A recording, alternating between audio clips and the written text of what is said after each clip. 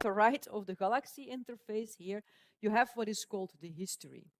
And that's the file that you're going to use as input, together with all the files that are generated by the tools that you have run. So basically, it's a large set of files, yeah, generated by uploading your data or by running tools.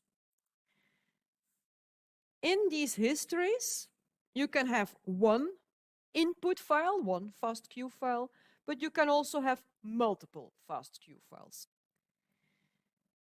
And when it's multiple FASTQ files, it's called a collection. You have a collection of FASTQ files in your history. And what do you use it for, these collections? You want to run a tool on all your samples, on all your FASTQ files at the same time, in parallel. Then you put all your FASTQ files in a collection.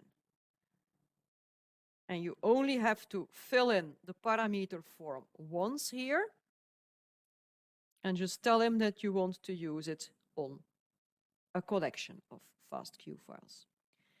So it allows you to do things in batch. Now you also have specific collections called paired collections that allow you to store paired end data.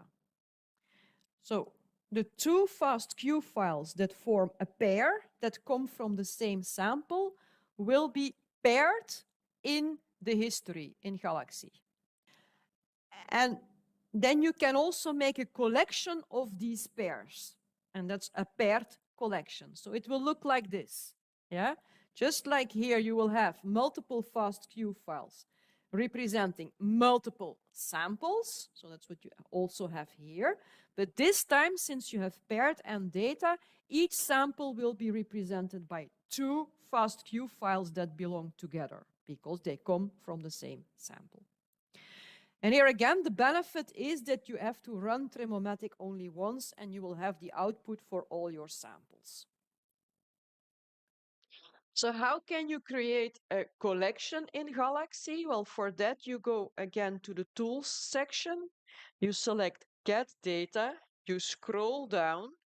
You select Upload File from your computer. But instead of staying on the regular tab, you go to the Collection tab. And this will allow you to create a collection. You can choose here between different things. So you can choose a list. A list means that you have a number of FASTQ files, but they are not paired. So you use this for single end data. And you can also create a list of pairs. And that means that you will upload multiple files that belong to one or multiple samples, but the files are paired. So they contain the forward and the reverse reads from the same samples. This is what you use when you have paired end data. So let's take a list of pairs here.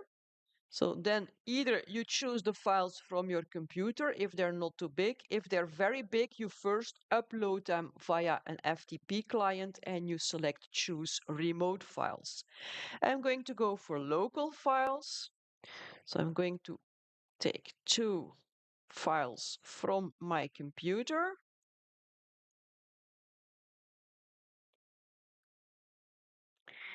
It works exactly the same as before, so he will show you the names of the files, the size of the files. Again, you will have to tell him what type of files they are, and this time you do this here. So it's recent data, so it means it is FASTQ Zanger. They are not zipped, so I just select FASTQ Zanger this time. And here you will have to tell him which organism they are. So in this case, again, it's human data. So you select the reference genome that you want to use, and then you can click Start, and then he will start uploading them. So you will see the progress here. He will upload them one by one. When he has finished uploading, so when both of the files are 100% here, you will be able to click the Build button, and the Build button will allow you to pair the files, so to tell him which files belong together, which files come from the same sample. And for that, it's important that the files that come from the same sample, they have the same name. But one of them is called _1, for instance, and the other one is called _2.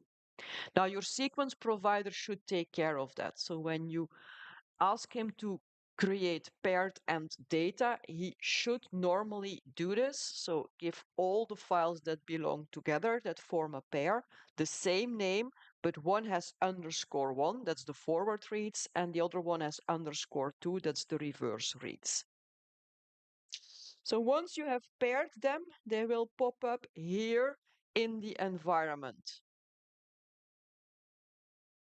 So they will look like this. You will have to give one name for the whole collection.